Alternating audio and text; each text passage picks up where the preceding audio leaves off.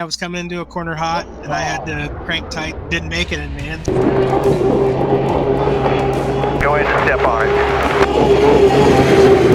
it. Swapped around and barrel rolled, but it landed right side up. And I went down the backstretch and I noticed the boat was kind of squirrely. And then I went into the corner and I saw a deck peel off. I looked down, the whole left side of the boat was gone.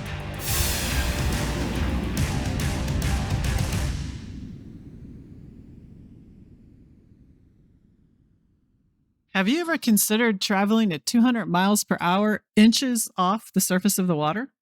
Well, today's guest, Brent Hall, does that aboard an unlimited hydroplane racer with bucket list racing, and he does it within feet of other boats and their massive rooster tails. Brent is not only going to be the first African American to break into the H1 hydroplane racing ranks, he is also a cancer survivor, having beaten kidney cancer just a few years ago. So many thanks to our sponsor for this episode, Culligan.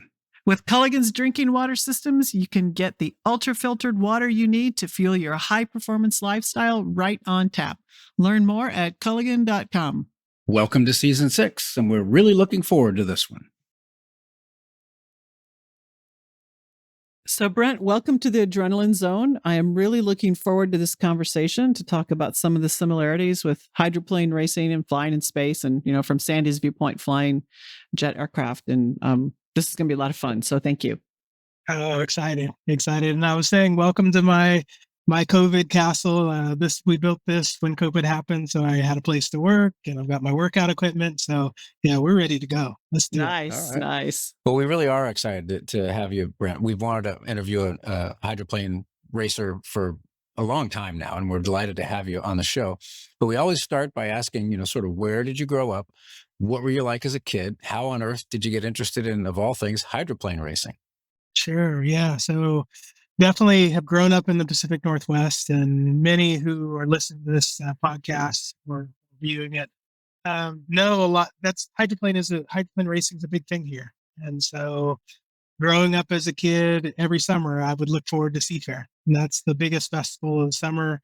It happens every August. It's usually the first weekend in August. And that's when I really knew that the exciting time of the year was here for me. And definitely was a kid who geeked out on hydroplanes. So I would collect all the little magazines and find my favorite drivers and read all about them, read all the stats. But boy, I never thought in my wildest dreams that I'd get a chance to touch one, let alone drive one. So that's been an absolute honor and something I don't take lightly, but I'm excited for the opportunity for sure. So how did that happen? Because is there a training, like a normal progression for a driver? You start in some kind of beginner's league, and then there's a medium league, and then you get to the highest league. And how does that work? So many of the drivers, the top echelon, which is H1 Unlimited, and that's the governing body that I'm a part of. And I was a rookie last year. So that's kind of the highest level. And then there are definitely other levels too. Like my son, he races outboards, and you can start as early as 9 years old. And that's the Seattle Outboard Association.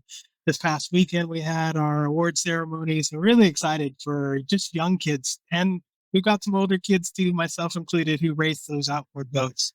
So that's one level. But then definitely, there's varying levels of performance in outboard. And then you also have what's called the inboard category, which is what the H1 Unlimited boats are the top category of. And so Unlimited can start with anything from 1 liter. That's a class that it has a jet ski engine. They're usually about 14 to 16 feet long, go over 100, 110, 115 miles an hour, maybe some even faster than that. And then there's 2.5 stock. There's several classes that you can build up to. And those are all part of the American Powerboat Association. And so you kind of work through the ranks. And when I started in 2007, I leased a 5 liter, and that's got a small block V8 engine in it. And the boat that I went in was probably going about 100, 105. It wasn't the fastest boat, but it was a really safe boat. And it gave me a chance to see, like, hey, can I get it around the course?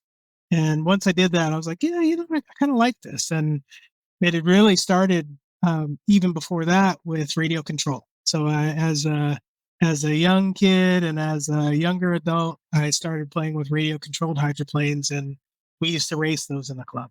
So those are some of the ways that you can get started. So these are small, like, the electric boats or gasoline powered Yeah. boats, little Yeah. models. Cool. Yeah. So didn't do as well with the gas. I struggled with that a bit, but the electric was perfect for me because it was plug and play. You just had to be careful. You could burn some stuff up too, but those are 1/10 of the size of a real boat. But you were a little older than the average bear when you got to the highest level of this sport, right? So Well, what was that like? Were you accepted, or it's like, who's this new old rookie guy? yeah. Well, so, and I'll even say that I was the oldest rookie in the smaller classes too. So I was a rookie at 36, and that's in the smaller classes. So I started with that 5 liter, then bought my own 2.5 stock and raced that for a year. And I knew that boat wasn't super competitive. So yeah, I mean, I think at that time everyone's really welcoming and want to see you grow in the sport. So that's one of the things that I really love, and that my son loves too, is the friendships we've built. We really have built some strong friendships, and we hang out together, we geek out, we work on stuff, and then may have a child or an adult beverage after that. So those are some of the things that we do. But I think that when it comes to coming in, yeah, no, I don't think there was any concern about me coming in and people wanting to share. But, as you start moving up the different ladders, there's really 9 or 10 unlimited boat opportunities in the world. And so to earn that, you have to kind of pay your dues. And I would say, I've had lots of experience in lots of different classes, but there are some who've had a lot more experience, dominating a class. And so I think that's the piece that, I'm working on my craft, making sure that, I know how to handle a race boat of that power. But I did just before Unlimited race what's called Grand Prix. And I did that for about 6 years. Jerry Hop was the owner of the boat, and he really became my Mr. Miyagi. We joke a lot about that, but he taught me just how do you come into a corner, and how do you stay in between two walls of water that can be several tons in weight, and if you go one side or the other side, you can tip the boat over. So you're definitely always kind of head on a swivel, really trying to find your lane, but there's a lot to it that people don't necessarily understand. And I always love trying to explain that to people just so people love the sport even more. So, let's talk about that for a minute, because what is the training like? Because it has to be sort of difficult to get water time. That has to be really precious. So you have to be really prepared for it. We talked a little bit earlier before we started recording about simulations and using simulators. So what does the training program look like? Training for a lot of it is just get out and race. And so get your own boat, get out and race. And then, we obviously, it's a sanctioned event. We have referees that tell you, how you're doing. Uh, there's course judges that tell you if you infringe on another boat and enforce the rules. But typically it's seat time in the boat. And so that's really how you learn. Yes, we still do have a simulator. It's called HydroSim, and it's built on a game platform that's called R Factor that a lot of auto simulation games are built on, but it's exactly like the unlimited boats. And you can see like a version of the boat that I drove, and several of the boats that have been in for the last couple of years, and even some of the vintage boats. But it gives you the opportunity to feel like what a different course is like, and amazing that they even have all the exact buoys that are in the Seattle course versus Guntersville, Alabama course. So it's very, you feel like you're there. Like, I mean, I remember after going to Guntersville and then I jumped on the simulator, I was like, wow, they did a really good job. This is very realistic, and even the speeds as well. If I may follow up on that, we had simulators as well. We also had motion-based simulators, right, that added that extra dimension. So I imagine there's a big difference between a static virtual reality kind of simulator and being on the water with the dynamics that you're living through. How do you adjust to that? Yeah, I wish I was with you. And the motion sounds a lot better because that gives you a lot more of the true sensation. Yeah. Because if you talk to a great driver and they'll tell you should feel everything. Like you're strapped in the boat and you should be uncomfortable, but you're strapped in so you're one with the boat. And you should feel every bump, and you should, as you're going through, you just you're kind of feeling everything out, and you become one with the boat. And some say you feel it in your butt because it's true, but that's how you sense, like, how's the boat flying? Is it flying enough? And obviously, being in space, it's this this feeling of floating. Well, if you're driving the boat right, the boat should be floating on top of the water, cushioned by a packet of air. And if the boat's bouncing back and forth like this, every time it bounces, you're scrubbing off speed. And I don't think people know that. Like, if it's up out of the water and floating, that's when there's the least resistance.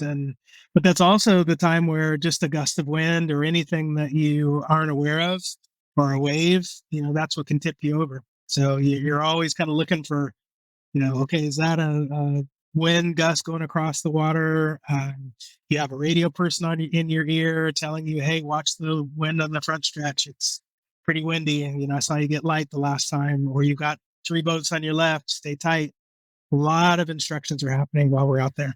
Okay, I was going to ask you about that. So I know that I know what my favorite parts of being a fighter pilot were, and I know Sandra probably has her Wow. favorite parts of being an astronaut. But what is your, out on the water? What is the best thing about racing for you? What's your favorite aspect of the sport? Yeah, there's quite a few, and there's inside the boat and outside the boat. So inside the boat, just that feeling of it's go time. Like, hey, we're ready to go. I've got my air mask on, so very similar to probably what you wear. I'm strapped in. We're waiting for the count, and then just kind of finding that moment of calm before we really get after it.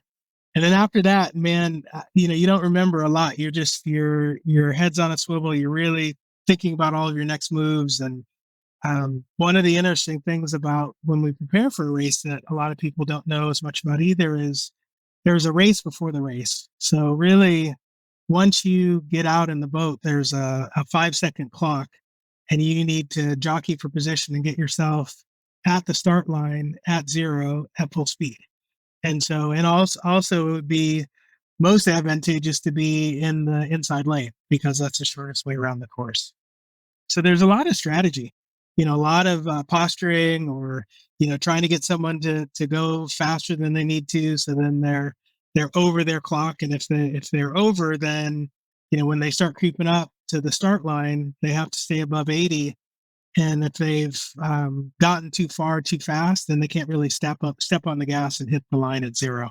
And if you hit the line at 0 at 160, 170, 180 miles an hour, that's when you've really nailed it. I know from racing sailboats that when you get to a perfect start, because you work your tail off to do that. It's not That's just, right. magically you're there. It feels really, really good when you get there, except we're going a heck of a lot slower than you are at the start. Well, I think it's all relative. Even people have asked me, like, what's it like? And I'm like, well, it's all relative because we're strapped in, we have an air mask on, and we have a full enclosed capsule. 60 miles an hour in a pleasure boat's still fast. I mean, you got tears coming out of your eyes and the wind's in your face, but it's just a different experience for sure. So I'm curious about the H1 boats themselves. So I'd love to hear all about how they're powered, how they do they combine the hydrodynamics and the aerodynamics, and what kind of controls do you have? And Yeah, let's see. So let me make sure I get all those. So number one, the boat itself. So it's called an unlimited hydroplane, and it's propeller driven. So a lot of people see the turbine engine and the jet out the back and think, oh, is it jet powered? No, there's a T55 turbine that is the model number, and it comes out of a helicopter, and that is set in the boat, usually in the middle, a little bit to the back. But there's a gearbox that it points to, and there's a output shaft to the gear, or there's a shaft to the gearbox, and then the output shaft from the gearbox to the propeller. And so, there's a lot of mechanics and working parts there. And that was one of the challenges that I had this past season was the gearbox let go. And so the boat that I'm in, we're pushing it faster than it was ever intended to be run. It was actually one class lower than an unlimited, but we decided Kelly Stockland and Bucket List Racing did an amazing job of putting this boat together and getting it to go faster than it's ever gone before. And the gearbox is friendly sometimes, and sometimes it's not. So we called her Medusa, and because she has all these ports, and she can either love you or hate you.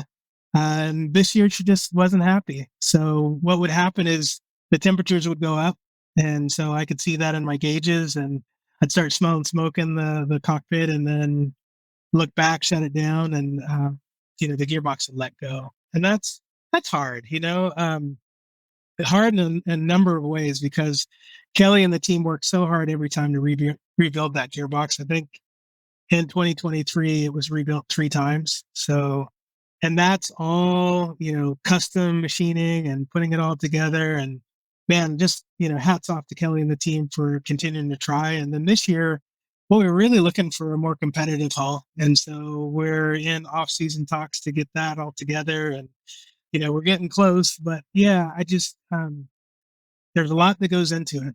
But Sandra, back to your question about the boat itself. So they're usually between 28 and 30 feet long.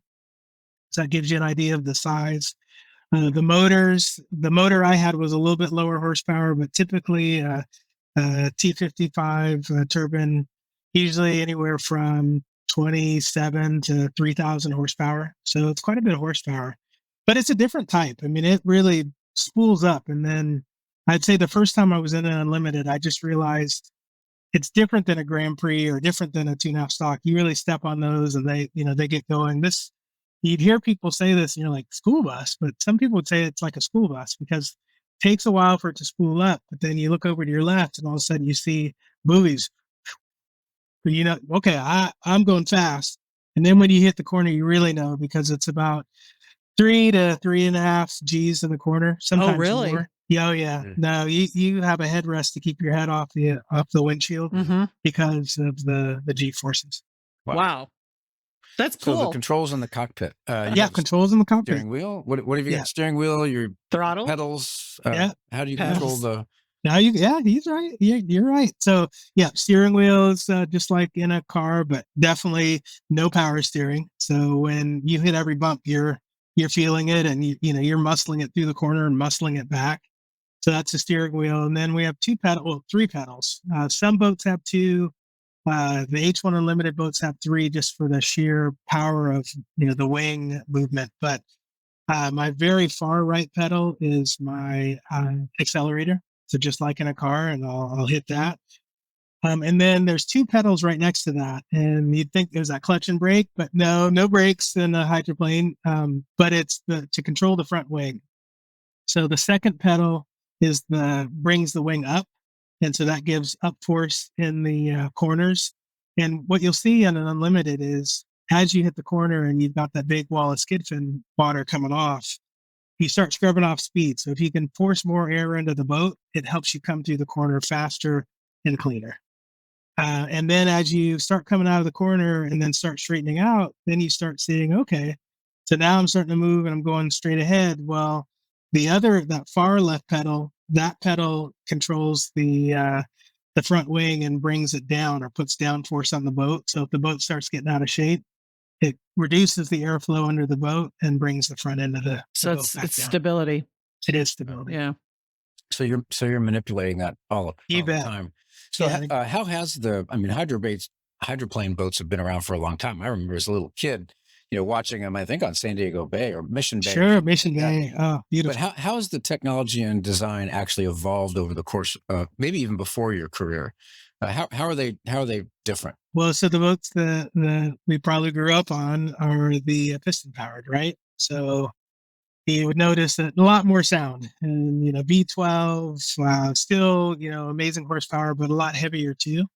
And one of the things I remember about those engines is that was kind of the differentiators. If you could keep it running, sometimes some of the the top boats might break a or throw a rod, or something would happen and that boat was out, and then the Atlas van line would go win, or the Budweiser would win. But there was a lot to the mechanics of those boats, and definitely a lot heavier. The other big advancement is the cockpit and the safety.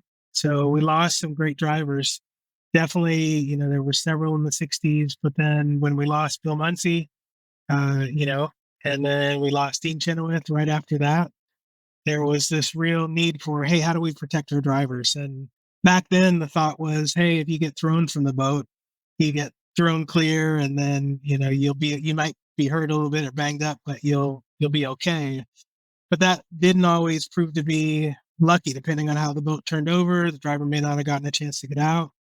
But, Chip Hanauer and John Walters, people like that have survived it. They were thrown from the boat and, yes, broken bones or, major injuries, but were able to survive. And now with the implementation of the capsule, obviously strapped in. So, air mask. So if we were upside down for even upwards of an hour, we would be able to breathe underwater. And those are some of the advancements. And then definitely, the boats themselves have changed aerodynamically over the year. The rear wing, used to be a rear cockpit boat where the driver sat behind the engine and we kind of feel all the smoke and the fumes and all that. Some drivers are like, that's how it is. Miss those Oh, that days. sounds Yeah. horrible. Yeah, it might, but some would swear that, hey, I don't want to be in front of the engine because I can't see everything that's going on. But now we're just so used to that. I couldn't imagine being in the back. You're flying the boat, the engine needs to do what it's doing, and I'm paying attention to mirrors and things like that you didn't have to have when you're not in a closed capsule. So before a race, before shuttle launch, for example, there's a lot of checklists and preparation that goes into getting the vehicle ready. So I imagine you have a similar process for both prepping for the race and then understanding what kind of maintenance you need to do whenever. Can you walk us a little bit through how all that works? Yeah, I sure can. Boy, there's lots of checklists. So you nailed it. And, I think about the crew with Bucket List Racing and all the other crews that I've been a part of. The team has to get the boat prepared. And that's everything from making sure the propeller's on, the short shaft is in, everything coupled up. Typically, you'll hear us in the pits. We'll do a test fire of the engine, just making sure oil pressure is good, everything's the way it should be. And then, we'll shut it down, let it cool off, make any adjustments that we need to make, and then bolt it up, put the cowling on, and get ready to go. But there's a lot more to that than what meets the eye. Is everything from little adjustments, like I was telling you about the skid fin, and that's really what turns the boat. On the left side of the boat, you'll see a big piece of metal that sticks in the water. Sometimes the angle that it's at can help the boat steer better. Sometimes even just in and out, like is it straight or not? We measure that with lasers. So there's definitely a lot, even like the propellers. So propellers are extremely important. And I'd say, that can be the differentiator of a couple miles per hour for sure. Just, do you have the right propeller on? Do you have the right gear ratio? And that propeller, we have a propeller person who will go into a dark room and check it with fluorescent light to see if there's any cracks. Because if one of those lets go, and number one, they're worth about 15, 20,000 each, depending on, where you buy it from. But if one of those lets go, you can tear up the whole back end of the boat. The shaft can come undone. You can blow it over. I mean, as soon as the back of the boat drops, then you're lifting the front and you're in a real dangerous spot. So there's just a lot of, things that you have to double check and triple check just to make sure that nothing happens. And so that's very loosely some of the things that we do on the boat. And then as a driver, one of the things that my mentor, Harold Mills, used to always say is just make sure your office is ready. And so the capsule for the driver is my office. So I usually have loosened my belts. I check to make sure that the air bottle is on. That's critical. You want to make sure that's done. And then, sometimes there's just like, are the windows clean? Are your mirrors adjusted right? And, we work with the crew on adjusting, which way the mirror needs to be. But we work through all that to make sure that we're ready for that first run. And then, we may do a test run and then pull it back in and then make some adjustments and then go back out again. So a lot of checklists, a lot of adjustments.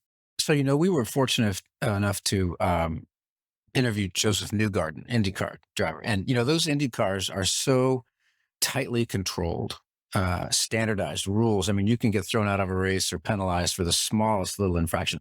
How standardized are your boats? How much control does the league or what have it have on that? Or are you just free to do whatever you want to do?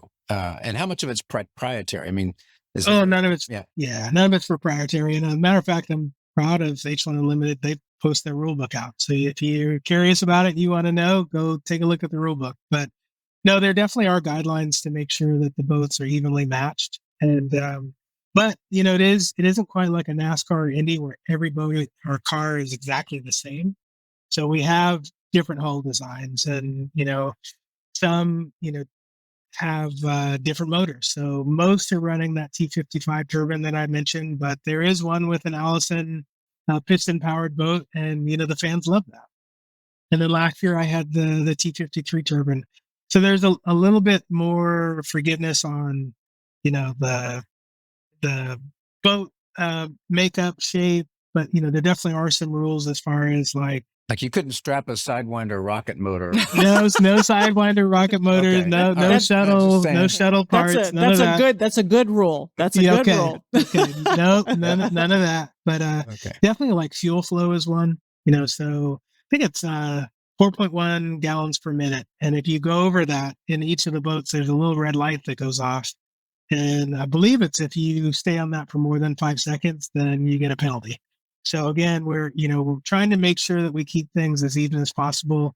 And that was in the 90s, one of the ways to get to go faster is if you had more fuel flow, then guess what? You get to go faster. Sandra can tell you how many gallons per second. Oh yeah, talk about that. I'm sure you burned some. Yeah. 26 Olympic swimming pools in 8.5 minutes. That's the fuel for the shuttle.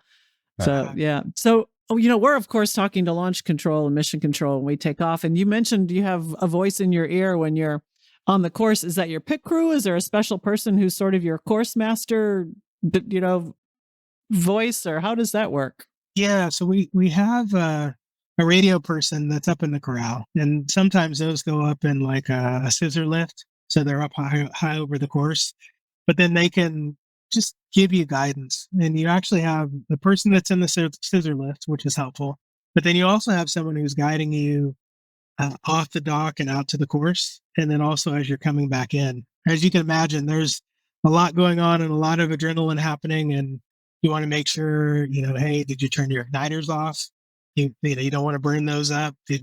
Are you getting full oil pressure? So there's someone kind of in your ear reminding you to look at gauges. Hey, what's the temperature like? Yep. So you're not instrumented at all. I mean, no, we are. Okay. So can they read for you what some of your gauge readings are? They kind of go through a checklist for us to read. Can they see it themselves real time? No, not in this particular case. But what we do after is we have something in the boat that's called Race Pack, which is records it. Telemetry. So we take a look at fuel flows and how the throttle, all those things, and just check to see like, hey, how are things operating? And you can even get as strategic as like, hey, Brent, when were you starting to put the front wing in the boat? If you're putting it in too early, you're scrubbing off speed. And if you put it in too late, then you're getting out of shape. So I think there's a lot of strategy. And I think that's the one thing that for me might be a little bit of a differentiator and just a way to learn is, everyone has the same data. So if you dig into the data, Sandra, just like you with, flying, it's just that knowing your data and knowing what those things mean and how your body helps create and reenact something that went well or stop doing something that didn't. Those are the things that you need. And having a team around you is so important. And having that person on the radio, you can have someone who's very quiet and maybe doesn't say much unless there's an issue. But being newer, I don't mind someone kind of rattling off, lots of reminders and hey, you're in lane 3, you've got boats in 4 and 5, just stay tight. Anything to kind of keep everybody safe and just to know where things are at. Your heart's beating so fast, and those races don't last very long. So, any tip or advantage that you can get in communicating with your team is critical. It seems like that position. So we have Capcom and Mission Control talks the crew, right? Because they speak the crew's language. So it seems like whoever's on the radio with you, you guys have to have a really good rapport and really understand each other's communication needs and or style. So do you practice that at all? Yeah, well, it's interesting. So I'm talking with a good friend of mine, and his name's Mitch Dillard. We used to race radio controlled boats together, but he is the most amazing at boat setup of anyone that I've ever seen when it comes to radio control. And what I've realized is, myself, another gentleman on our crew, Nelson Holmberg, we all came from RC, and we've learned a lot about big boats through the little boats. And I think that's really going to transfer well. Mitch is an extremely calm person, played football for Washington State in college, and just nothing ruffles him. So that's the kind of person you need in your ear. You don't want someone, oh my God. Oh, what? He was like, no, do not do that. And Mitch is definitely not that guy. And, you can imagine, like, hey, could you imagine if you own that boat and you see someone doing something wrong, and your pressure is just going to be like, oh, but, Yeah. As a radio person, you have to watch them. The real-time instrumentation is going to be coming soon, I predict, but who knows? So, For them, Brent, yeah. you are sitting in a gym right now, and you told us a little bit about having headrests, they bang your head against. So tell us about the physical demands of racing these boats. Obviously, you got to be in some kind of physical condition because you're wrestling that steering wheel, but tell us a little bit about the physical side of this thing. You do, yeah. So definitely very physical. I mean, after a day's worth of racing, and even just because you're so amped up, ready to go, rarely eat. You're just like, I don't want to eat a whole bunch on a race day, but it can be taxing, and you'll feel it the next day. Again, your neck bouncing around, and we actually do have a neck restraint that attaches to our helmet in case of impact. It keeps you from going too far, but there's muscles that you probably never thought you knew you had that start popping up. It's like, okay, I felt that. But definitely arm strength is important. So I work on weights, and then, want to keep cardio up and make sure that, I can endure, those high pressure times in the heat. And then, there is a lot of hurry up and wait too. So I think there's even that mental, just being calm. So yeah, absolutely. Physically, you need to be ready. I will say, I feel like my reflexes from racing boats over the years have just become super fast. Mhm. Oh yeah. Yeah. So I want to ask you about this. I've mentioned to a couple of our guests that when you're landing an airplane on an aircraft carrier, it is a very much a right brain experience. You have to process in parallel. You can't process in series, and it's all spatial and seat of the pants and all that. Do you ever find yourself when you're, feeling really good in a race that you're just sort of in a different zone? Yeah. Yeah. No, you do. You find the zone, and then there's also times where, wow, where did the zone go? You'll be times where you're out there and you're just like, Yeah. this isn't how I had this planned. And a lot of it's because there's so many factors. The other drivers don't want to make it easy for you. So definitely their teams and their radio person has a strategy for them. And if you get in rough water as a hydroplane racer, that's not where you want to be, and you can scrub off 2 to 5 miles per hour. But boy, when you have grabbed lane one and you're kind of in that smooth water and just it's just cruising, man, that's a beautiful place. Probably a lot like a golf swing. You may not be there that often, especially me being newer, but once you're there, man, it feels good. I've compared it to hitting a baseball, actually. Okay. And baseball players have told me that, when you're not there, just like you said. And when you're in the zone, it's a very special feeling.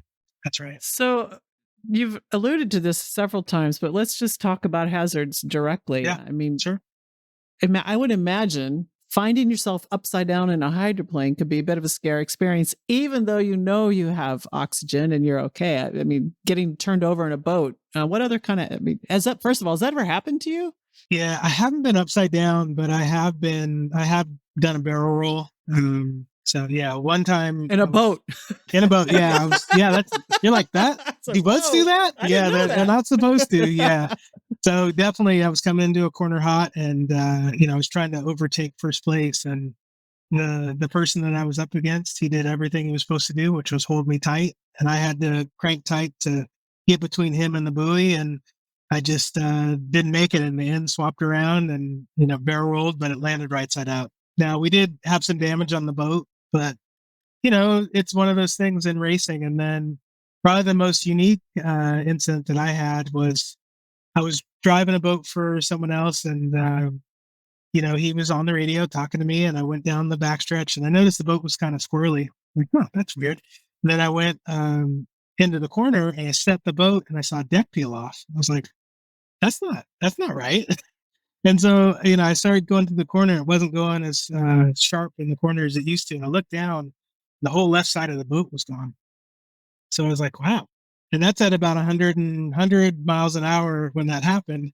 And so I kept kind of limping it around. And he's like, hey, looking good. Come on in. And I was like, You have no idea. You're going to kill me when I get in here. The boat is broken. Yeah. You can't So- see the other side of the boat. Yeah, Part of it's still out there. it So- is. Yeah. So is that the most craziest situation you've been in, or you haven't? It is any other- because, I actually finished the heat, which was weird. I came around that corner and it came straight, and the rescue crew was already following behind me.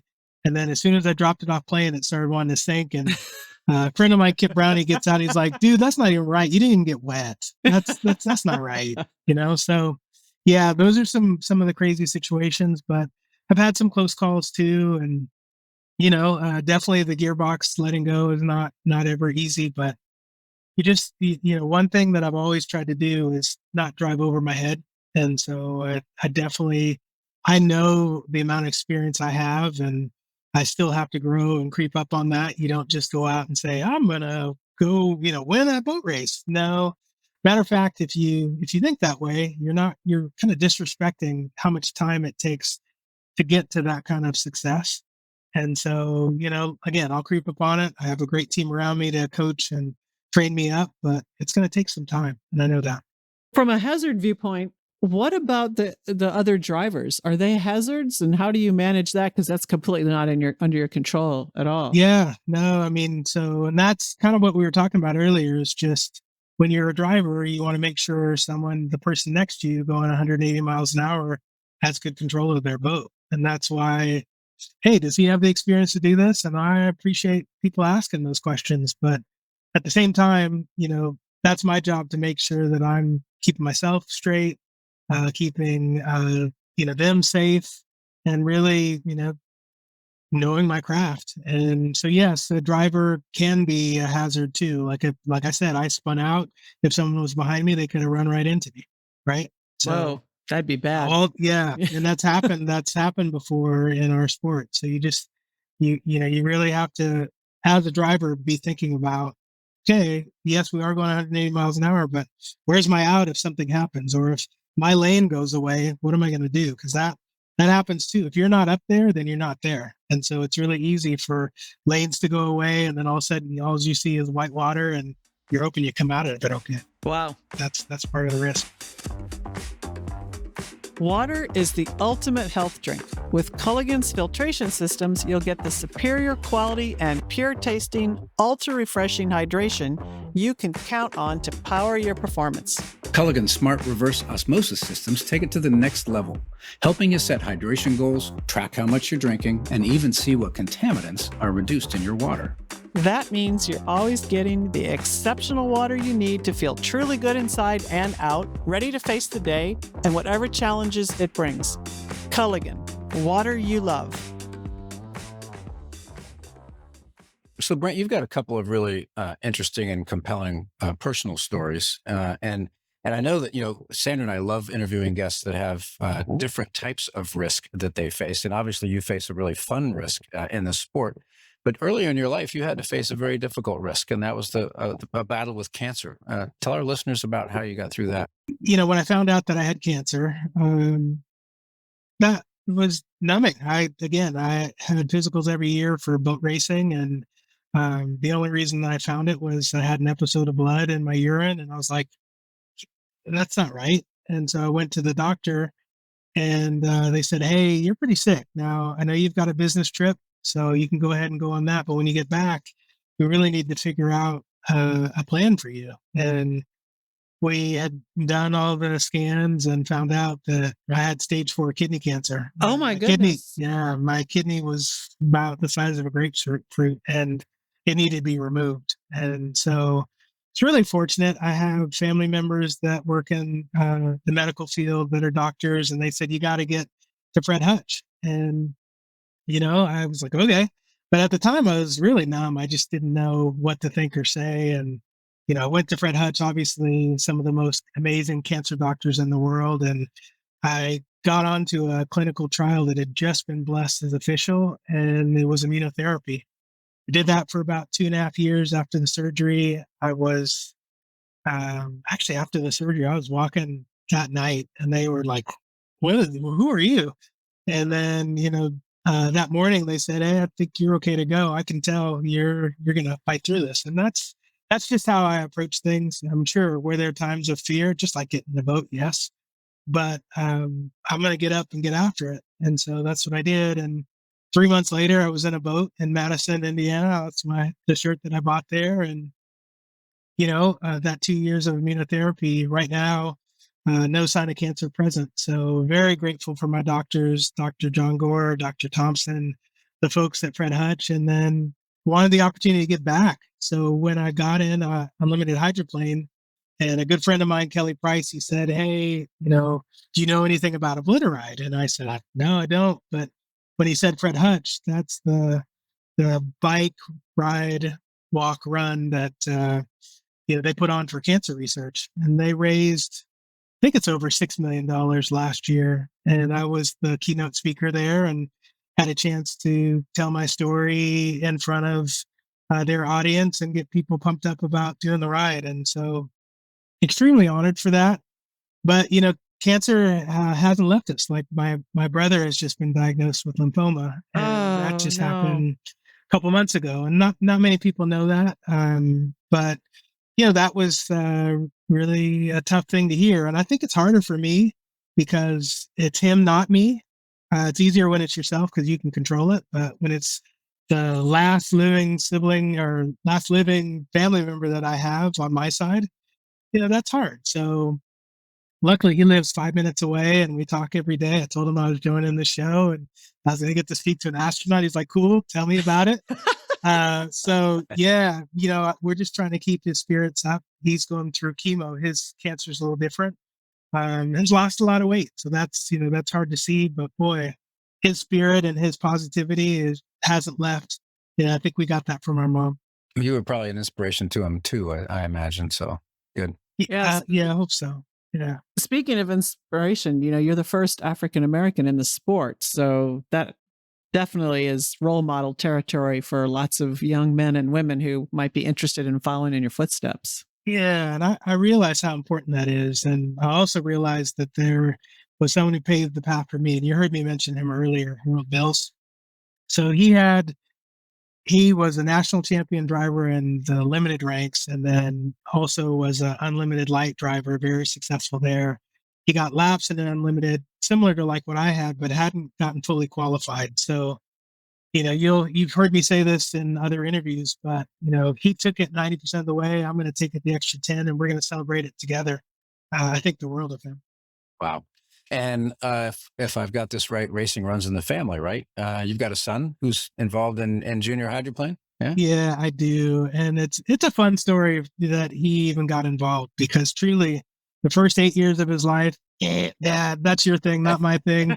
He had baby shirts that had hydroplanes on it. You were trying. I was trying every way you could. Yeah. And there were family members that are soccer players. He's getting soccer balls. Like, I can't win. You're getting all these soccer balls. But COVID hit, and a friend told me, Dave Valancourt, he told me, he said, you ought to just tell him, try it for a year and see what happens. And so he was in Ethiopia at the time with his mom. She's from there. They were visiting her mom. And I called him and I said, "Hey, Seafair's canceled because of COVID, but the little boats might be running. How about we buy a boat and we just try it?" And he said, "Ishi." And I said, "What?" "Yeah, that's Amharic for yes." And I said, "What?" And he said, "Ishi." And I said, "Oh man, don't say that twice." I got on the phone. I got boats ordered. I got motors ordered. He came back to a full outfit. We're like, "All right, jump in the pool. We got to get this going." So, but I think what really hooked him was not Dad, and Dad shouldn't hook him. So let's be clear about that. I don't want to force him into anything, but it's the friendships he made. Yeah. Well, community is important, and Big time. And I have to go back to my previous question. Are there any women H1 drivers? Yeah. So, and this happened early in the 80s. Brenda Jones, she drove the Miss KYYX and was the first unlimited hydroplane driver. And I'm connected with her on Facebook. I don't know her really well, but man, I'm just honored. And I think that's the thing about like Facebook. You can reach out to the folks that that you looked up to. Man, I had the Seafair magazine with her in it, and I would love to get her to sign it someday. But she's an inspiration. And then Kaylee Perkins got laps in the Unlimited, the Oberto Unlimited. That was in probably 2011, Oh, that's 2010, awesome. 2011. But we still need a current one. And so I appreciate that, I'm getting the opportunity, and, I've got one lap left. The Seattle Times definitely shared that, hey, he's got one lap left and then 4 competition heats, but definitely hope to be the first, but definitely hope to not be the last. Absolutely. And want to see just the sport grow in its diversity for sure. So we're just about out of time, Brent. But as we sign off here, tell us what's coming next for you. You got an upcoming season. You're gonna have a new boat, better gearbox.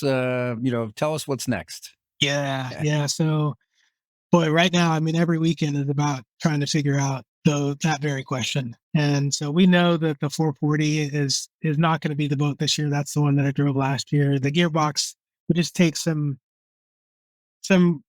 work that we're not sure will actually help it. So I think we're going to pause on that. But we are looking at different hulls, and would love to stay with the same team in bucket list racing. But what's really nice, and I'm just so impressed with how many people in the sport are trying to help me, whether from different teams or from the governing body, that just appreciate the way that I've come at the sport. And yeah, I'm willing to learn, I'm willing to grow, not afraid to get my hands dirty. But yeah, I've got some work to do in the next probably 30 to 60 days to really define what that boat's going to be, what team it's going to be with, and then the big thing is just what sponsors are going to be involved. And so I love the sponsorship side of thing, and I'll just kind of close with that is, sponsors are fans, and so when you wear their colors or show their logos, there's a lot of pride in that.